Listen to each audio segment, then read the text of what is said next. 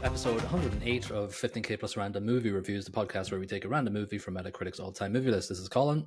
This is Niall. This is random movie 39 of the entirety, and it's My Left Foot from 1989. Runs for 103 minutes. Box budget of 600,000 sterling. I don't know, or pounds, or maybe Irish pounds. Sorry, maybe. Yeah, box office of $14.7 million. Directed by Jim Sheridan. Writers are Shane Connaughton and Jim Sheridan. 2 Oscars for acting: Daniel Day-Lewis, Best Actor, and Brenda Fricker for Best Supporting Actress. Metacritic 97, meta user score of 8.2. What did you make of My Left Foot in a nutshell? Well, not the first time I've seen it, but it's an awful long time since I've seen this. I would have been early teens, I guess, last time I seen it. Yeah, still damn good. I remember it having an impact on me as a kid. It is still bloody. The acting is divine. Like, Daniel Day-Lewis is, as you'd expect, just a beast as an actor. Yeah. And Fricker, always great. Frickin' hell. Frickin' amazing. There's some characters in this I really didn't like the way they were acted, and we'll get into that. But when you have Fricker and Day-Lewis given the role, then, and the dad was good as well, Paddy. He was very good, wasn't he? I like his. It was kind of a nuanced take on a bit of a asshole he is an asshole as a father, but they don't just leave it at that. There's soft elements to him as well. Very much an Irish dad, basically. Very much. Gooey center, asshole exterior. Runs to the pub at the sign of trouble, at the least sign of trouble. And the mum, Brenda Fricker, knowing how to appease him. And yeah. So obviously Danny Day-Lewis, big character actor. I was looking at IMDb's trivia on this, and I thought there'd be like hundreds of items for the trivia. Just not all. Nothing at all. It's weird that an Oscar-winning movie doesn't have a lot of trivia. Obviously, it's not strange to hear that Day-Lewis wanted to stay in character for the entirety of the entire movie, or for the shoot. That's his bag, really, isn't it? Yeah. This is a difficult one to stay in character for, though, really, isn't it? Like, not being able to use most of your appendages. It's tricky. Yeah, it's like... I just keep on thinking of Tropic Thunder. Okay, not the same. No, don't go. Don't go full Colin. Yes.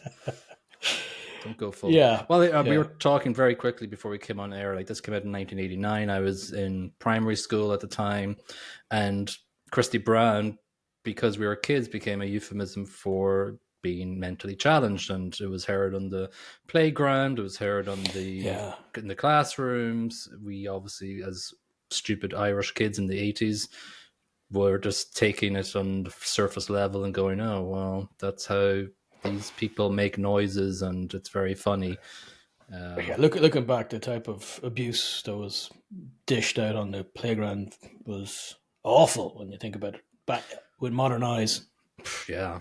But to be honest with you, this movie doesn't really paint him as being a victim of bullying per se. There's little instances of it, like obviously the sideways looks at somebody in a wheelchair, but he's not picked on as a victim. He doesn't seem to be affected as much by that. Like, he's super protected by his family. Like, his brothers, just anybody starts any sort of crap annoying Christy, and you're in trouble. Yeah. Which I love. Actually, one of the lovely bits about it, he's super protected by his whole family. Yeah. Even his dad at times. Well, that's the thing, though. Like, because you get into the soft interior of the dad, and he, unfortunately, he thinks he's not in tune with the world, Christine. He's not present in the world until he starts drawing in chalk and spelling words out, and that's when he goes, "He's a Brown." Yeah, that it was both heartening and effing annoying, Yeah. Oh, so he can write, so now I like him. Yeah. And also, I think it was just I watched a recent interview with Christy Brown, the real life Christy Brown, on video, and I didn't know, so this obviously doesn't go into his real life intricacies, but he had 2 really abusive marriages. I think the portrayal of the doctor. I think maybe that's his Eileen. first marriage, Eileen Cole. They don't get married in the movie, but No, but then the Mary nurse at the end, he got married to her, and she was abusive, alcoholic, and he was Christy Brown died of choking on food. Normal, he could have lived an entire life just normally, but he died neglected and abused by this lady, and he choked on a piece of steak. Well, that is probably true, and it was an abusive relationship, I assume. Judging by how he's actually portrayed by his own book and his own movie, very honestly, I think he's an alcoholic and an asshole as well. He's very similar to his father. He's abusive because that's what he learned growing up. Oh yeah. But I think it was just unfortunate that his mother protected him all his life, and that's pretty much all he wanted, really. And he gets into multiple relationships that is the opposite, and it is the end for him. Yeah, not great. No. The other thing I want to just focus on is that he is lauded as an author and an artist, and you don't see any of his works of art in galleries anywhere in Ireland. You see Yeats. I've yet to see it as well. And judging by the pieces that were shown in this movie, they're quite good. Yeah, I've looked at his stuff. Yeah, like obviously they're painted with his left foot as well, which adds another element of creativity and innovation to it. And like it looks like Christy Brown's books aren't on the Leaving Cert exams or anything. We have this movie, and the rest of it is like I'm sure in maybe art circles he's remembered, but. Like I've been to the Hugh Lane Gallery where his painting should be, and I've been to the Modern Art Museum gallery in Dublin, and I've never seen any of his paintings. It is weird. It's a massive omission, really, because he's an important Irish artist, and it's just forgotten. No, it's we had a movie, and it looked like Irish culture just moved on and forgot about him, which is kind of crap. Yeah, it's interesting to see. The reality of it all, and a big deal was made out of him, but obviously not. Obviously a little bit shoved to the side. It's interesting to note that I think I read in the trivia that Day-Lewis had to mirror all his things because he couldn't actually use his left foot to do all the activities. He had to use his right foot, so he had to mirror all the things. So we see the first scene of the movie is him putting on a record onto a record player with. So that's his right foot, is it? Okay, that would be his right foot. Yeah. They should have just changed it to my right foot and just made it easier for. Yeah, well, why not? Like they obviously take artistic liberties anyway, so why not change it? The structure of the movie is that Christy Brown is in the present day, but the day is set in the movie. He's going to give a talk or whatever. I thought he was going to give a talk at a little rich boy's house, and then we go flashback to his life because he is launching his book, My Left Foot, his autobiography, which is real. It's kind of presented as Mary, the nurse, reads through the chapters, which is a nice little touch, actually. Yeah. There's a little picture at the start of each section or paragraph of the movie. So it's a nice little introduction, especially the picture of the mother, picture of hell being the father, and then Eileen being the next part. It's kind of breaks it up into three separate parts, bookended with a book. Yeah. I will say that I really didn't dig Mary as an actor. I don't know the actor's name. I just thought it was quite weak. And we could go back to the present and she'd be there, and the way she delivered her lines, I just wasn't a big fan of. Yeah, I would agree with you there. But then to weigh that up on the other side of the scales, I thought Eileen was very well acted. I didn't really appreciate her either. Oh my God! And she was an Ander, so you have to take that back. Oh yeah. I knew her name. I knew her face from somewhere. No, I just didn't I didn't like the way she delivered her lines either. I think everybody else I liked apart from those two characters. I think, but I just felt they were weak. No, I fully agree with you on Mary. I thought she was a bit tacked on. There wasn't any depth to her character, and I didn't feel any sort of chemistry between herself and Christy. Now, I thought while they were together, I thought Day-Lewis was just bloody brilliant in his flirtation. How Dublin it was amazing. But yeah, she was kind of cack. I will disagree with you on the Eileen character. I thought she was No, quite good. Yeah, no, that's I just don't know. Maybe just didn't click with her presentation of her Or lines. maybe I just like her because she was an under. Yeah. So we basically get a look back through Christie's life through the entire movie, and we see basically him growing up to being 19, 21 years old, and then finally we kind of meet present day basically. The young sort of scenes are well done. They sort of portray Christie as a kind of a hopeless sort of, use. You can't.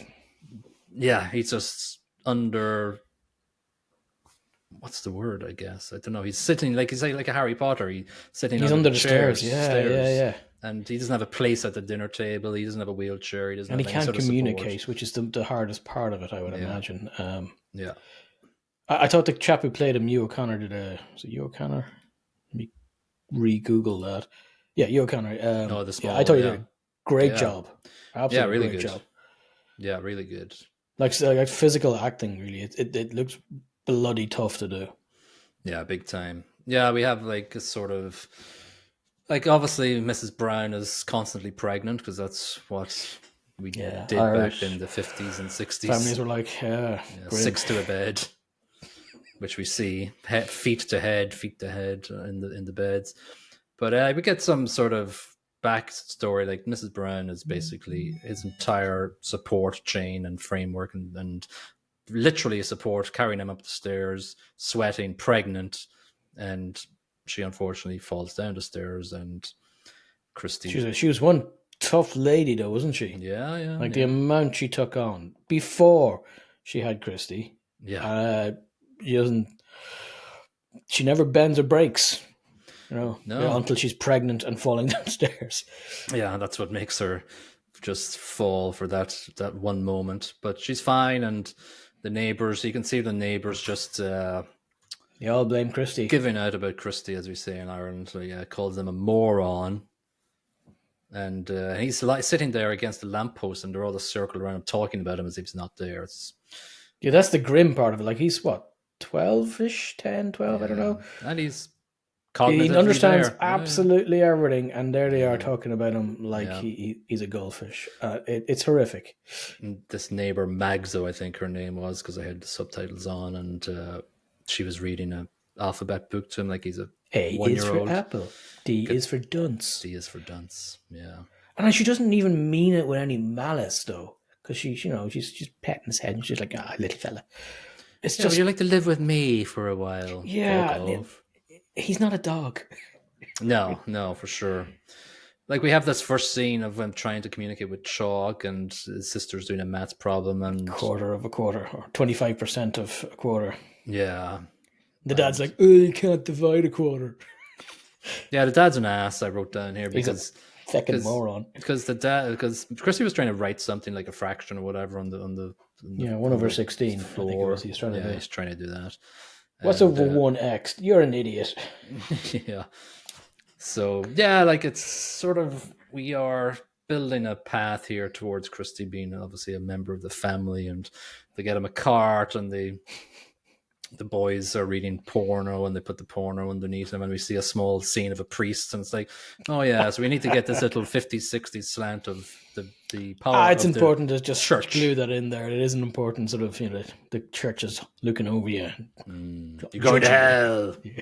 Yeah, you'll burn in the fires of hell, as Father Jack would say.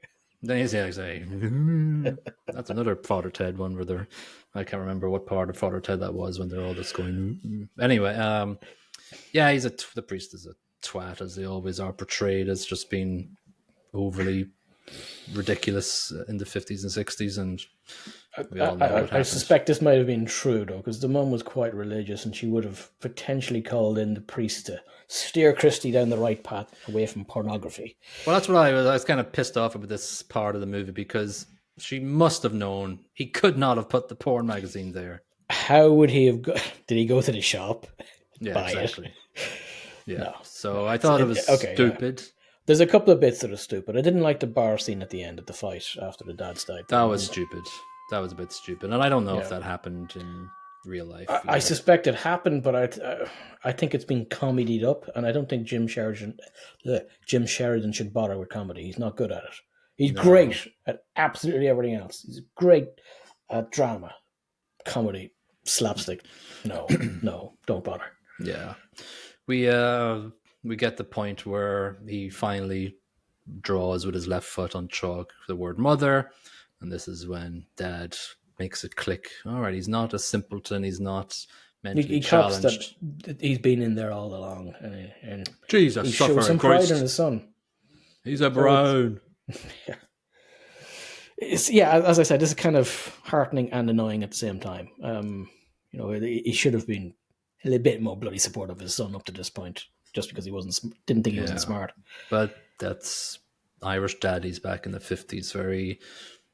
They go to work, they come home, they eat dinner, might go for a pint, hit people, go to bed. Yeah, happy days. Yeah. I thought maybe the way you talked about it earlier, I didn't think the really segues to the present time really were as structured as they could have been. Sometimes, like, we get the first segue back to present, and Dr. Cole is coming in and she's going, he can be a bit, and then it just cuts back to, back to the storytelling. Yeah, that came back for a couple of seconds. I think it was just to show Mary changing. Well, she wasn't even reading at this point, was she? She was reading at this point, and he was, I don't know, sleeping or something, but it was just a kind of a... Oh, this isn't the bit where he gets the sneaky drink in. No, that's the coming next flashback. That reminded me so much of Father Jack as well. Yeah. So we do a massive jump, and we get now Daniel Day-Lewis as young Christy at 17 candles, and he blows them out and then eats the last one just because, why not? I give Jim Sheridan that was kind of funny. Yeah, that's fine. Maybe that was from the book straight up, so it seems like a good tale. I think one of the scenes we remember from childhood is that Christy takes the penalty. That's the one that really stuck with me. And what I love about that scene is it's all the bros, like, they've got his back. And even with his, his issues with mobility, he still bloody moves about the place and saves a goal, then scores a goal. Yeah. I would like to think this is part of what actually happened in his life. Maybe it's a couple of moments that he remembers fondly. Yeah. Well, you never know. I didn't read his book. I have not either. No. I think it's important to mention the spin the bottle scene, because obviously it's the first scene where he shows an interest, or ladies exist, and I think it's one Rachel, of the main. I think her name was. She's nice to him in this. She is nice to him. You've got nice eyes, blah blah blah. Then obviously he paints his first that we see, at least anyway. Dad gets laid off first, and then we get this whole. He paints the picture for her, and she's very happy with it. But then she thinks it's his brother or something that did it to him. Did it to for her. Tom, yeah. Tom was the good-looking Brown. So he calls her, and he comes sliding down the stairs, which is, shows you again he's vulnerable still. She's not awful in how she says sorry. No, I can't really take it. That said, it's still devastating to poor Christy. That was just a kick. Yeah, I think it's one of the first sort of reality checks where he realizes he needs to work for being accepted, and it's not going to be easy a life for him ahead. And I think that's why, he can be a very forward person, and he reacts very badly to refusals from the opposite sex twice in the movie. And yeah, you think he's a bit of an asshole at the time. But he is, but yeah, you can almost understand why he's being an asshole though. Like it ain't easy. No, for sure. I didn't really.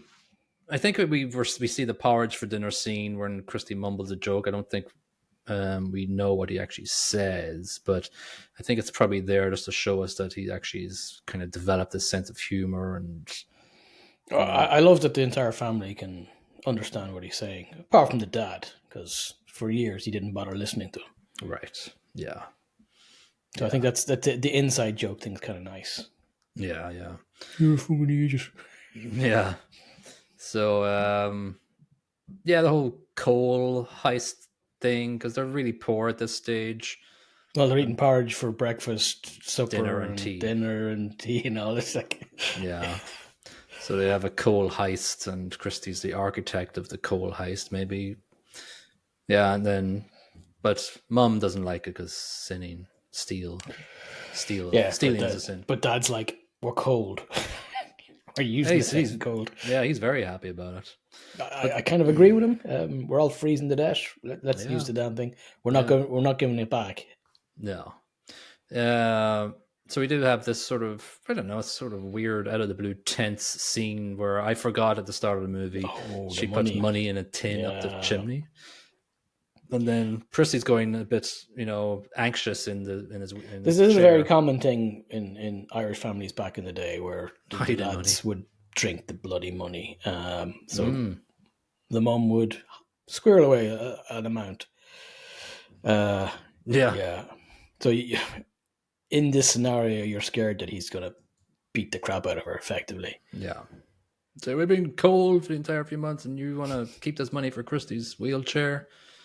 Yeah. But it's not that crazy. It doesn't really go that badly. It's not. I can almost understand them being annoyed. Yeah. Like dip into it a little bit, get a bag of coal, and keep us going over the winter. But she's a tough lady. She can take hardship.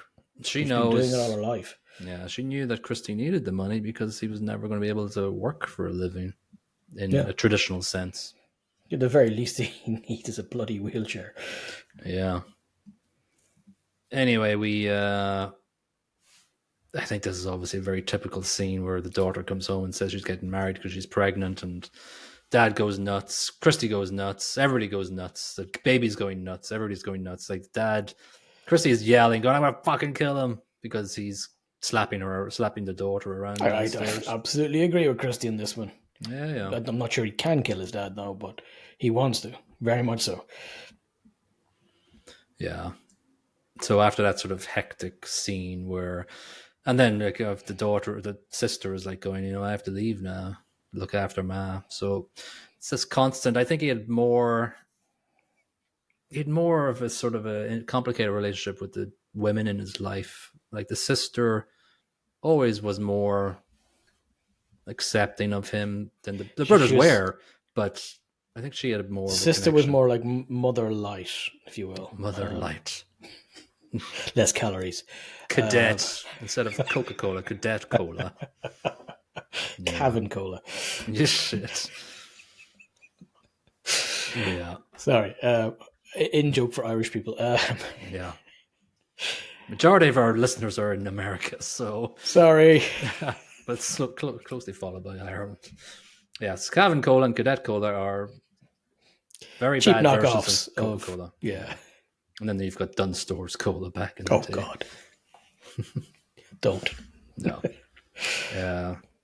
Yeah, so she's the light. She is the light mother. And then, all the female, I think he needs to navigate them more complicated ways than his relationships with men. His brothers were always there for him in ways to support him. His dad was very complicated, but he knew how to handle them.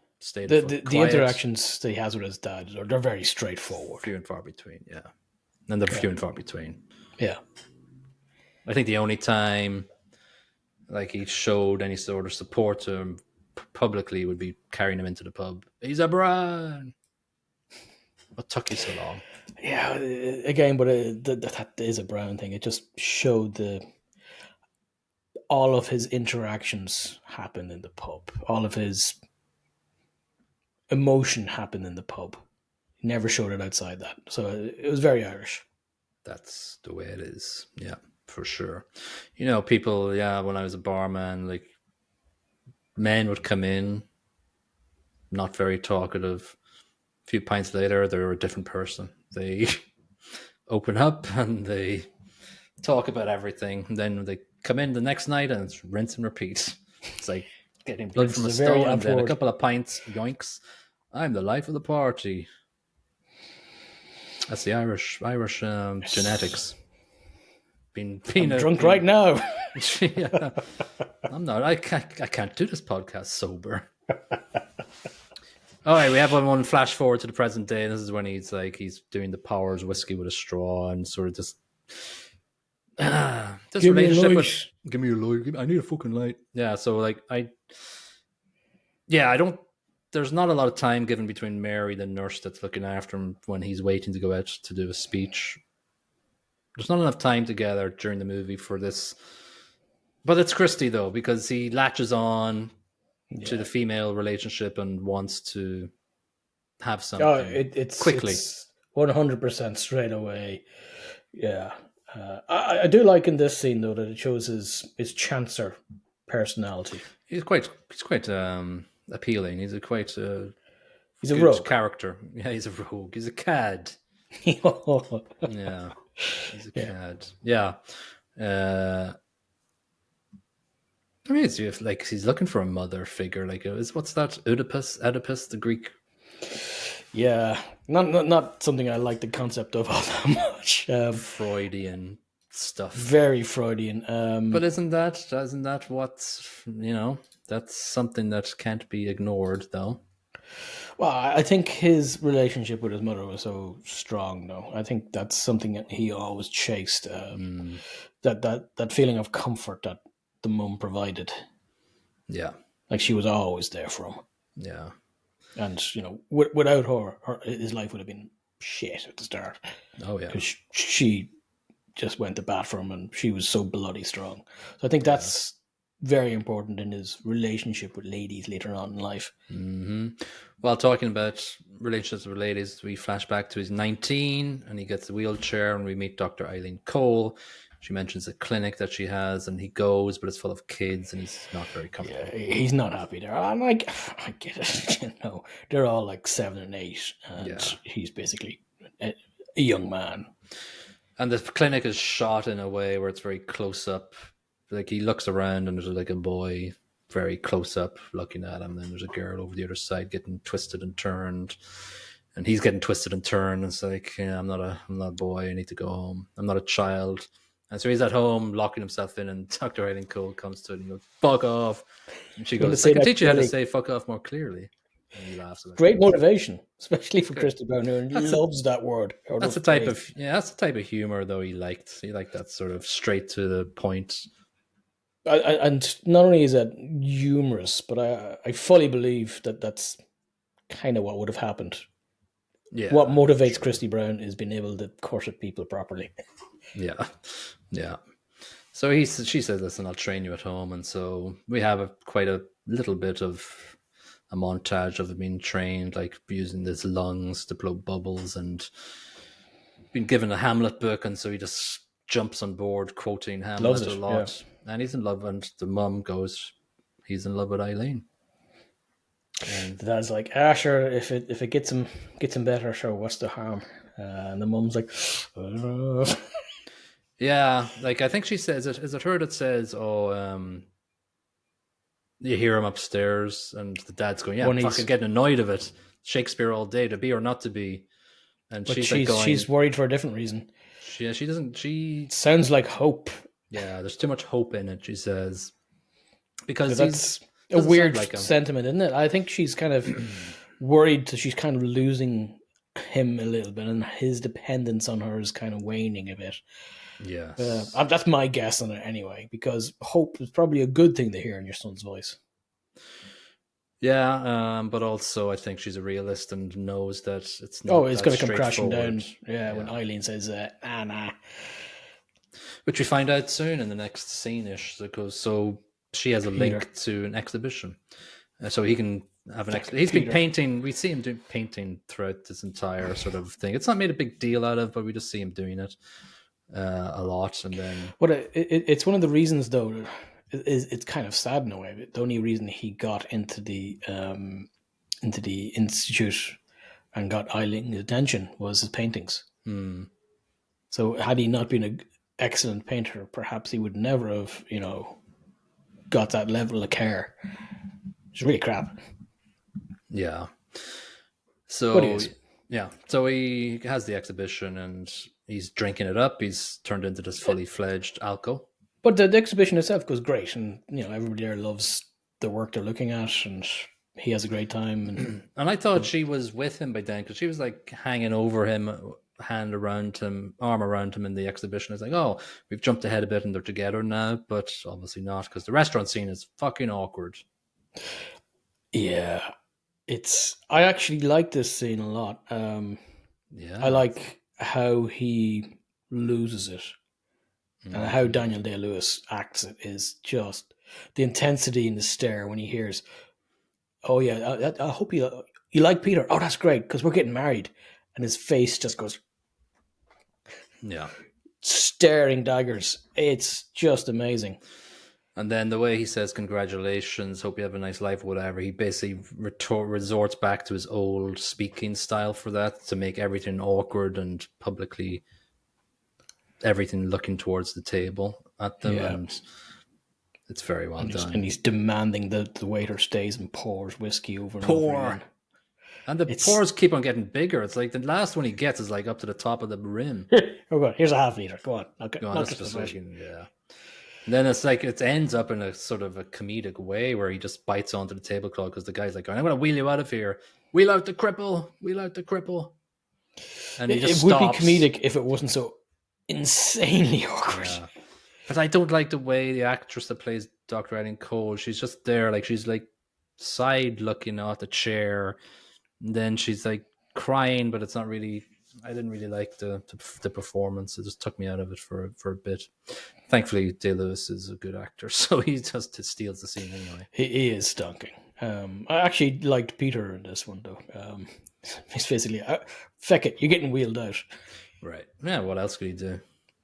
Nothing. Until he starts biting onto the tablecloth, and then it's like, I'm off. Yeah. Yeah. So, yeah, we get that. We get sort of this failed slit wrist scene because he can't slit his wrists with a knife, a scalpel in his foot. Yeah, pretty grim. All is nothing, therefore nothing must end. It was the famous quote that he has on his gravestone. Oh, he does have that on gravestone. Yeah. It's not a Shakespeare thing, is it? Or it's just him? I couldn't find any other reference to it, so I think he just came up with it in a fit of Shakespearean style. Yeah, Shakespearean depression. Yeah. We go back to present day, but I don't think nothing much happens in present day for a few. It's just like a minute, and she's reading the book, and she reads the quote, "All is nothing," and then it's on the page. Mum wants to build him a room, and then the dad comes home because he's a labourer, and they all just build this ground floor home for him because he was kind of depressed for a while there. Christy. Well, it's how the mum gets him out of his funk. Yeah, by digging a trench out the back, and she's going, "What the hell?" He's going, "What the hell are you doing? What are you doing? Building you a room, you idiot." Yeah. But we then get a very quick segue to Dad lying on the floor. He's passed away, and it's a good scene because Christy has to burst through the door, and he lies, and he's a mirror image of his dad just lying there. It's such a powerful 3 seconds of a scene. Yeah. So then we have depressing as well. Sure. Well, yeah. It's like, that's the way we all go on the floor, if we're lucky. Yep. So we do have the pub wake, and there's a lot of singing and chanting, and there's a couple of dudes at the bar, the neighbours that don't like the raucous. But it's kind of contrived. It's a bit comedic. It's elevated. I like it to a point. I like it to a point where it's standard old 1950s, 60s Dublin wake. Yeah. But it goes a bit carry on, if you will. It does, because even the old woman punches the man. It's like, no. Yeah, no, that's comedic license, and it's not funny. Yeah, I think he wanted to just add a bit of brevity to the stuff, but please don't. No, it didn't need it. And then he's like up to that point. And then at the end, they say, "Get the till." Like two things. Like Christy says, "Get the till," so they jump over the bar and shove. I said, "What are you doing that for? The pub is down your street." Yeah, you know the barman, and he knows you idiot. And then Christy's going, "Drinks around the house." It's like, this is probably my least favorite scene. Yeah. In a movie that, quite frankly, is excellent, this scene annoys me a little bit. Yeah. And it's not enough to detract all that much from the movie, but No. it's a weak point. Yeah. Yeah. We got a very, very quick thing where he's talking to Benny and he says, "Will you help me write my story?" So that's sort of like this, okay, a very, very quick thing going, okay, he's writing a book now. We go to the present day and he said, I was going to call my book Reminiscence of a Mental Defective. So he's sort of wooing the nurse here. She's sensing a bit of back and forth, I guess. Yeah. Do you love your appointment? Oh, yeah. This is when I said she's not a good actor. I wrote this down. It's like, she's not good. No. Sadly. Anyway, back to the past. I think this is our last. Yeah, it is our It's last not that flashback. far into the past now. No. At this point. But he doesn't have a beard for this last one. Then we have a little jump ahead and he's got a beard. It's when he puts 800 quid in the tin jar. And This is a lovely scene, actually. I found this very heartwarming. yeah, the two lads obviously sneak the money in. Yeah, it's obviously from his paintings and his book or whatever. And so I'd like to think it's real. yeah. That's just that they have a nice little scene at the dinner table and say, yeah, it's all for you. We'd love some ice cream.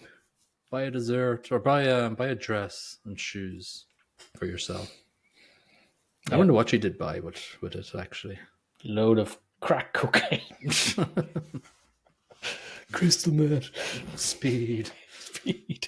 So after that little sort of nice scene, we have a jump ahead. He's got a beard and Dr. Eileen comes to visit. So I say, no, want to do something. Need a favor. Please don't get sozzled. Yeah. I'll try to behave. What's it he says? I need to be anesthetized. Yeah. All right. So basically, we're caught up then. That's pretty much very, very soon to the thing. So he's been introduced by a posh boy, and he's been wheeled down to be rolled in by Mary, the nurse, and he's going nuts. He's basically going, "You love him," or blah, yeah, because Mary says, "No, I'm not waiting around for you. I'm off," and he starts screaming at her. Yeah. Kind of another awkward I have to assume that actually happened because it's horrible. It is horrible. Dr. Eileen Cole's just waiting there, standing at the door. Like, second time it's happened to her. Yeah. But then maybe she should learn. You know what I don't like then? It was probably a production choice and script choices when Mary goes away and then Eileen comes out and goes, I can't remember what she says, but he goes, "Yeah, take me out to my firing squad." And then Eileen laughs. As if a few seconds ago she was just distraught at how awkward it was. And then she just laughs and wheels around. Hey, She was grand. Split second, she was fine about it all. Well, maybe she was aware of, you get Christy to come speak at your thing. This is what you get. Yeah, but as we soon find out, it's not even, they just wheel him up there and they don't even let him speak. This rich boy reads his first chapter of his book, and I'm going, what's the point in wheeling him out there if you're not going to actually use him to talk and be his charismatic self? Very true. Very bloody true. I did like one of the lines he read out of the book, though. Or not, I didn't like it, God. I found it interesting that, I think it was in the first paragraph, 22 children born that night, 13 survived in the Coombe. Was it the Coombe? I was born in the Coombe. You were one of the 13. Yeah, I wasn't born in 1953 or whatever. Yeah, that's ridiculous. I was gobsmacked if that's an accurate representation of the survival rate. 1950s Dublin, 1940s Dublin, was it? It's 53, I think. That's it. He said it's the first line of his book. Yeah, great. But no, I don't. It might be exaggerated. Yeah, it must be. It can't be that bad. Unless he was on the intensive care ward unit, because he had cerebral palsy. He calls his mum up and then grabs a flower from the bouquet and sticks out his foot towards Mary because she's decided to stay. She's quickly changed from her nurse outfit into something a bit more comfortable and dolled herself up. I think Lord was it Lord Castlewelling? Great name. Yeah. He reads the entire bloody book, does he? Yeah, I don't know. How bored would you be? Get on with it. I'll read my own bloody copy of the book. I'm not sitting here listening to somebody else read it. Yeah. Yeah. So he stays. Christy stays, and his family are leaving, and there's a steady shot on his mother just staring at him. It's like, okay, this is the beginning of the end where he gets more independent. Sadly, I knew his future then because I wasn't happy about this because I was like, yeah, he's going to be with this woman who's going to abuse him. It's a bit Hollywood, isn't it? Yeah, they kind of. I don't know if he mentioned in his book how bad I don't know when he stopped writing his memoirs. I can't remember. Well, the book My Left Foot had been finished before this scene, so. Right. I hate the ending of the movie. It's such a Shocking. fucking weird freeze frame. It's like the end of the Police Squad where they pretend to freeze frame. It's just like that's what I was hoping her eyes would move left to right. Yeah. Or the champagne would fall out of the bottle. Yeah, they're outside overlooking Dublin City and they're just having this conversation and they go, yay, and it just suddenly freezes. And it goes, Mary and Christy were married in 1987 or whatever. And then that's the end of the movie. It's like, what the fuck? Where did that come from? It's weird. It's eerie and stupid. Granted, it's 5 seconds of a movie, but it's... Yeah. Jesus. Yeah. Jim, you know better than this. Jim, you stupid motherfucker. I hope you did a director's cut of this and removed the freeze frame. Aliens come down. Yeah. Grant, I think this might have been one of his first movies, Jim Sheridan. So it is his first movie. While there are some issues with this movie, kind of knocked it out of the park. Yeah.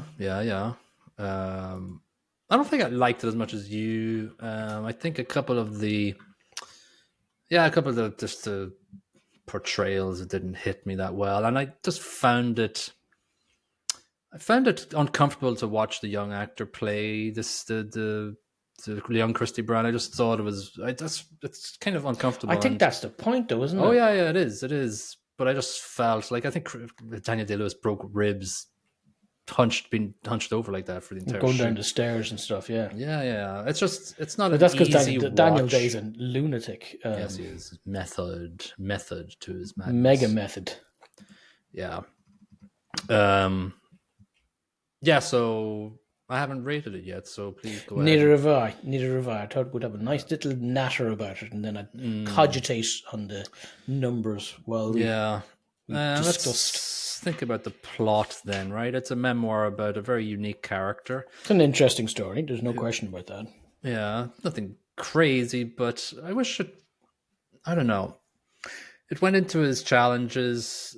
You know, it could be a 2.5-hour movie. If you really wanted to, like, I know we're not big fans of plus 2-hour movies here. Right, no. I know.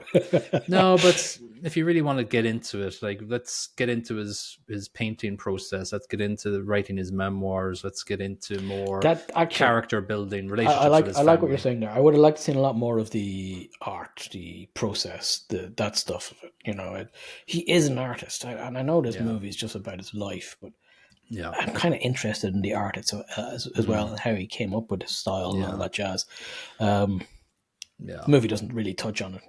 No. It smears it on the edge. That's all we get, which is kind of annoying. I'm not going to give it as much as you, I don't think. I'm going to give it a 3.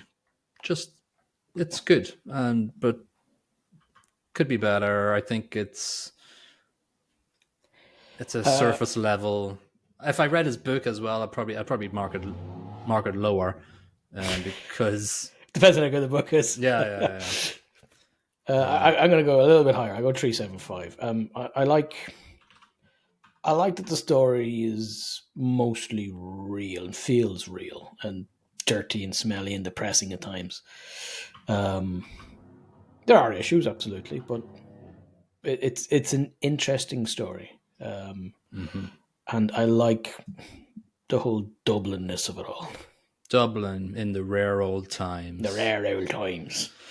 Yeah, it definitely has that. Obviously, you've got the good Irish feel to the house and tend to a bed and things like that. And so, yeah, it's a good setting.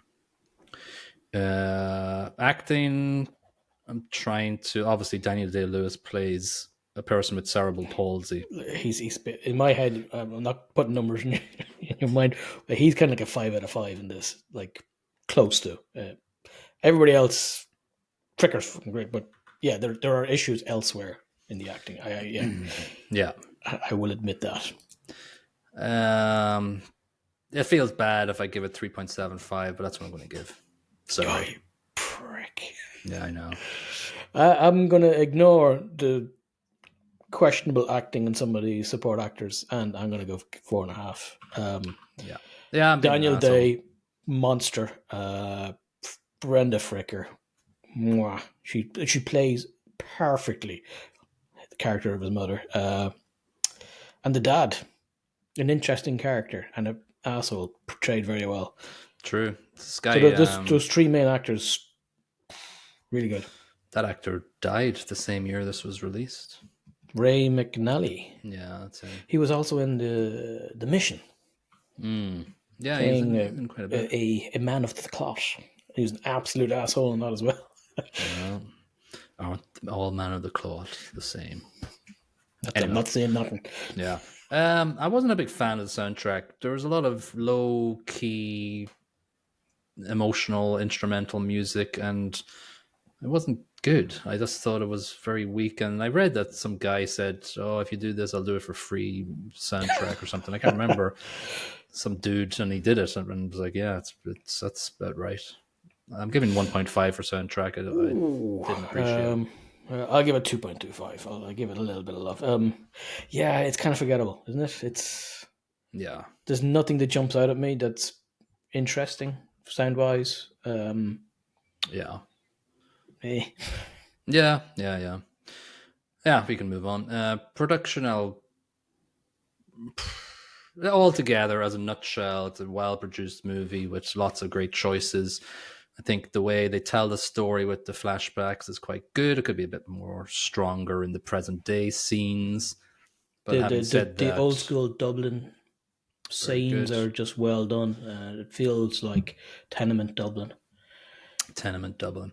I'll give 4 for the production, just because I think it deserves something up there with the entire sort of project, I think, altogether. I'm going to give it 3.5. It's still a damn good score. I suppose I have a little bit of issue with some of the, as you were describing it, the transitions back to modern time for a couple of seconds for no particular reason. Yeah. But it's a damn strongly produced movie. There's one scene that really smacked me, was where he kicks the door and lands beside his dad. That is a fantastically shot few seconds. But it is aside from that, it's quite good, and the scenes on the stairs, brilliant. Aside from that, it's well done. It's good. Yeah. Cool. Reviews are quite good. We've got Angie Reggio in the Empire magazine saying, giving it 80, around a portrayal that leaves an overwhelming sense of the miraculousness of life. We have our friend Roger Ebert in the Chicago Sun-Times gave it 100. My Left Foot is a great film for many reasons, but the most important is that it gives us such a complete picture of this man's life. It is not an inspirational movie, although it inspires. It is not a sympathetic movie, although it inspires sympathy. It is the story of a stubborn, difficult, blessed, and gifted man who was dealt a bad hand, who played it brilliantly, and who left us some good books, some good paintings, and the example of his courage. So there you go. He knows how to write stuff about movies. He sure does, and we don't. We're just assholes. Yeah. I have no clue how to end this episode. Let's just end the episode. I don't have any analogies or metaphors. Not without getting cancelled on YouTube. Exactly, yes. We could roll this off a cliff, but whatever. Okay. We'll leave it there. Yeah, we'll leave it there. Okay, so we do have episode 109 coming up, which will be our next movie. So let's roll the dice and see what our next movie is for 109. And we are getting random movie 1106, and it is our first Alfred Hitchcock movie. It is The Wrong Man from 1957. Oh, cool. Yeah, so it's true crime drama that's trades suspenseful thrills for chilling realism. Henry Fonda as Manny Balestro, a real-life musician, wrongly accused of robbery. And so, let's see. Never heard of it. No, it's a very unknown. Well, I'm sure not for movie aficionados, but maybe. Yeah. I thought I'd seen a bunch of Hitchcocks, but okay, cool. Yeah. Okay, cool. That'll be in episode 109. If you haven't liked us on all our platforms, please do so. We'd appreciate it very much. And we will see you in episode 109 for The Wrong Man. Bye bye. Goodbye.